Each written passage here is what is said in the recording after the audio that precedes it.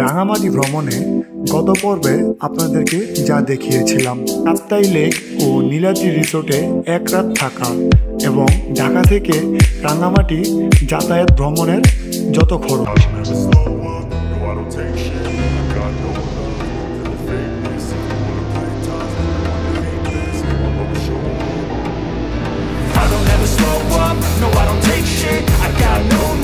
এই হলো আমাদের দ্বিতীয় পর্ব। আমরা আগের দিন রাতেই নীলাদ্রি রিসোর্টে থাকাকালীন বিলাইছড়ি ঘাটে এসে পরের দিনের জন্য একটি বোট ভাড়া করি। আমরা 4000 টাকা দিয়ে একটি বোট ভাড়া করলাম। দ্বিতীয় পর্বে থাকছে রাঙামাটি বিলাইছড়ি উপজেলার ধূপপানি ঝর্ণা প্রসঙ্গে।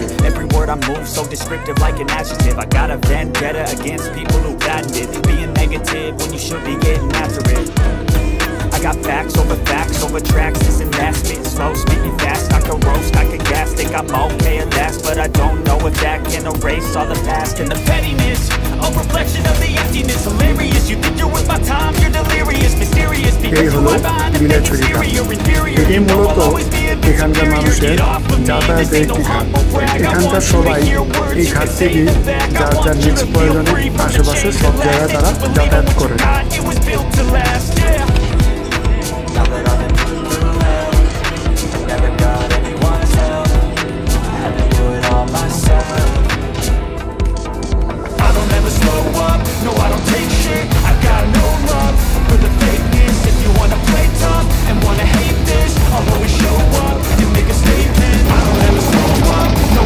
অবশেষে আমাদের ধূপপানি ঝর্ণার যাত্রা শুরু। ধূপপানি যাওয়ার পথে মূলত দুটি আনলিমিটেড পাবেন। এটি হলো প্রথম আনলিমিটেড, যেখানে আপনাদের সবার ভোটার আইডি কার্ডের ফটোকপি এখানে জমা দিতে হবে।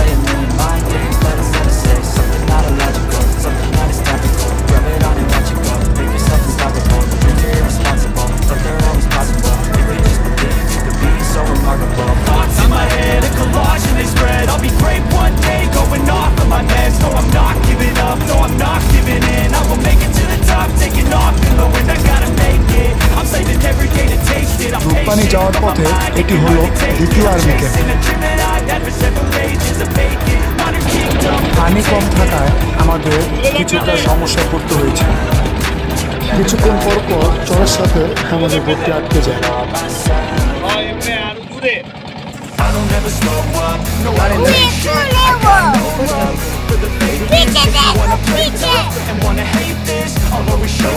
মামা টাকা টাকা দে।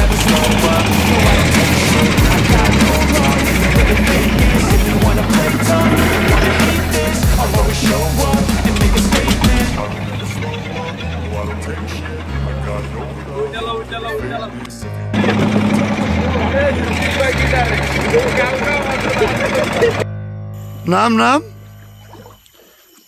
তোকে বরণ করতেছি নাম। হ্যাঁ অর্পণ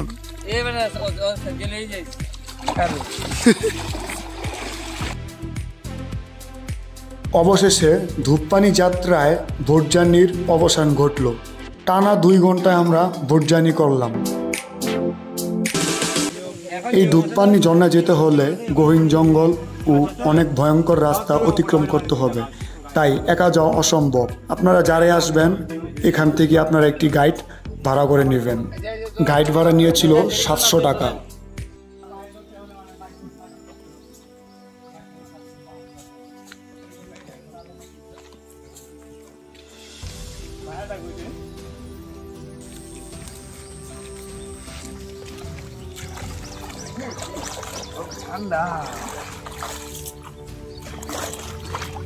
ও বেড়ে থাকবি একটু, শুয়ে থাকবি,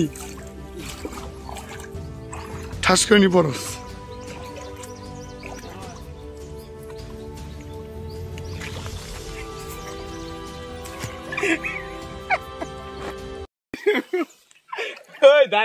কই ঢুকে গেছে তা আমার কোথায় ঢুকে গেছে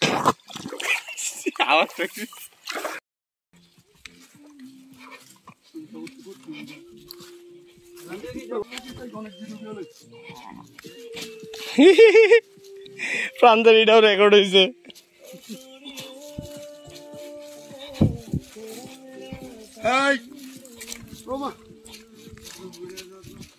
নিচে দিয়ে চাই আরো।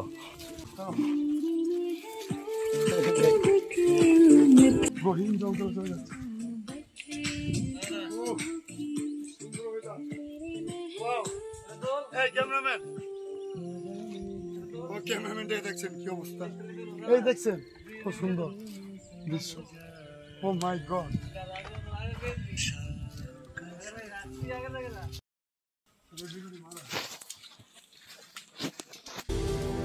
ধূপপানি ঝর্ণা রাঙামাটি জেলার বিলাইছড়ি উপজেলার ফারুয়া ইউনিয়নের উড়াছড়ি নামক স্থানে অবস্থিত। অনেকে এটিকে ধূপপানি ঝর্ণা নামেও ডেকে থাকেন। আগে এটি লোকচক্ষুর অন্তরালে থাকলেও 2000 সালের দিকে এক বৌদ্ধ ধ্যান সন্ন্যাসী গভীর অরণ্যে ধূপপানি ঝর্ণার নিচে ধ্যান শুরু করেন। প্রথমে তিনি এই জায়গায় এক নাগারে প্রায় 3 মাস রাত দিন ধ্যান করেন। পরে স্থানীয় লোকজন জেনে ওই বৌদ্ধ ধ্যান সন্ন্যাসীকে দিনে নির্দিষ্ট কিছু সময় বা উপলক্ষে সেবা করতে গেলে এই ঝর্ণাটি জনসম্মুখে পরিচিতি লাভ করেন।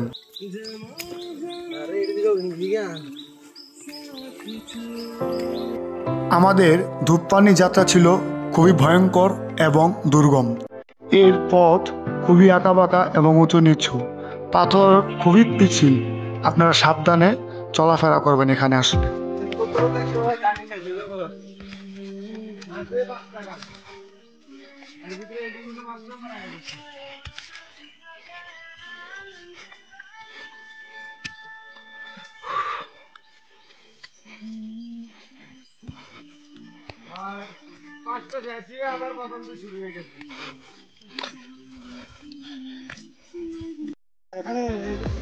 এখানে আমরা সবাই মিলে একটু রেস্ট নেই। অনেকটা পথ হাঁটার পর খুবই ক্লান্ত লাগছিল সবারই।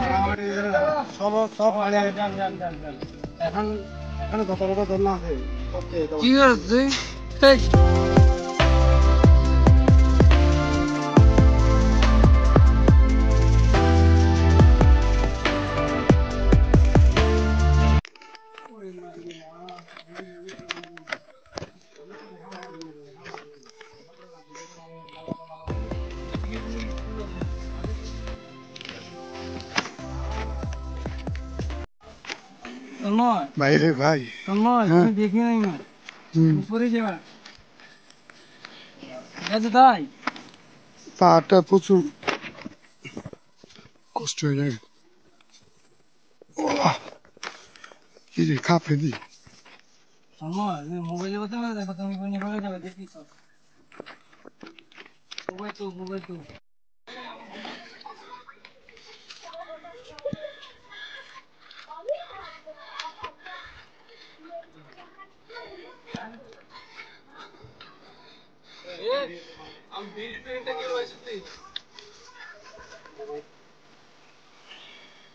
বাবা রে বাবা, ঝর্ণা দেখছি।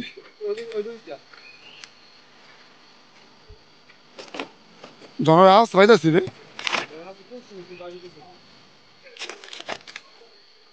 ওরে ভাই রে ভাই, দেখেন গাইস। আরে অর্পণ রে, আয় আয় আয় ভাই আয়।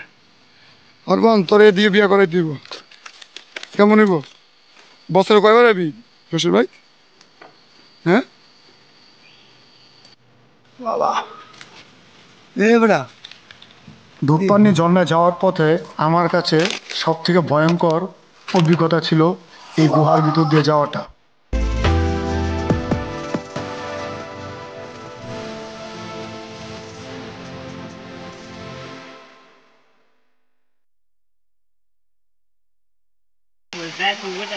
অবশেষে চলে আসলাম প্রায় 1.5 থেকে 2 ঘন্টার পথ অতিক্রম করে। প্রায় 4 ঘন্টার নদীপথ ও পাহাড় পথ অতিক্রম করে আমরা অবশেষে ঝর্ণায় পৌঁছলাম। পঞ্চাঙ্গ শব্দে ধূপ অর্থ সাদা আর পানিকে পানি বলা হয়, অর্থাৎ সাদা পানির ঝর্ণা। মূলত এই ঝর্ণার পানি স্বচ্ছ এবং যখন অনেক উঁচু থেকে তার জল আছড়ে পড়ে তখন তা শুধুই সাদাই দেখা যায়, তাই একে ধূপপানির ঝর্ণা বলা হয়। সমতল থেকে এর উচ্চতা প্রায় 150 মিটার। এতে নানা বন্য প্রাণী, হরিণ, বুনো শূকর, বনবিড়াল, সাপ বিচরণ করে। এই ঝর্ণার পানি আছড়ে পড়ার শব্দ প্রায় 2 কিলোমিটার দূর থেকে শোনা যায়। আমার মন মজাইয়া রে, দিল মজাইয়া মুর্শিদ নিজের দেশে যায়। ও মুর্শিদ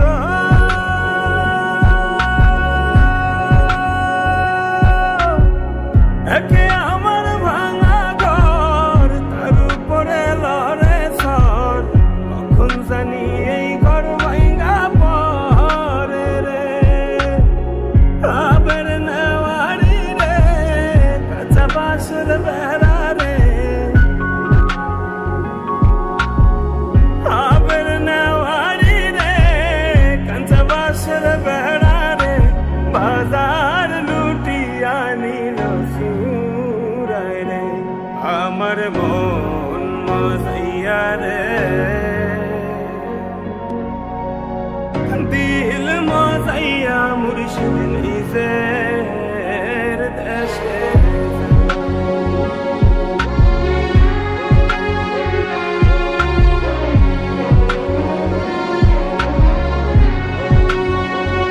ও মুর্শিদ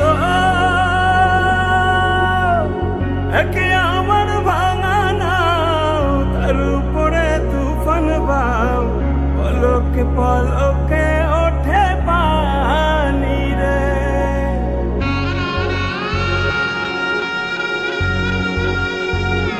ও মুর্শিদ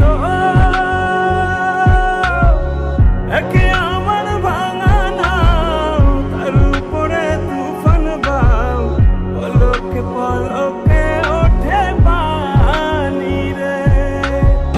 কইও দয়াল দুপুরের খাবারটা আমরা নৌকায় সেরে ফেলি। খুব আনন্দদায়ক এবং নতুন এক অভিজ্ঞতা ছিল। তরকারি চামিচ চালাও, তরকারি চামিচ চালাও, দিলেই তো এটা লাও। আপুরে কাই দিয়ে গেলেন, বুঝে লাও তো। কেমন লাগছে সরবন?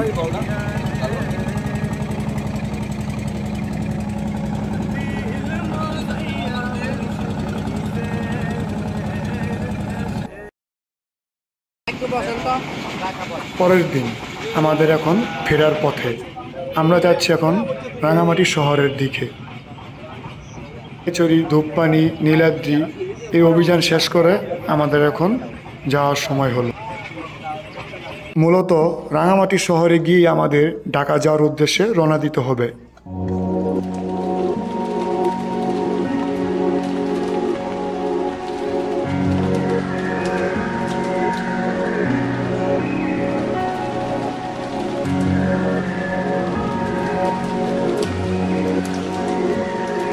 আশা করি আপনারা সবাই ভালো থাকবেন। আমাদের রাঙামাটি ভ্রমণ এই পর্যন্তই শেষ।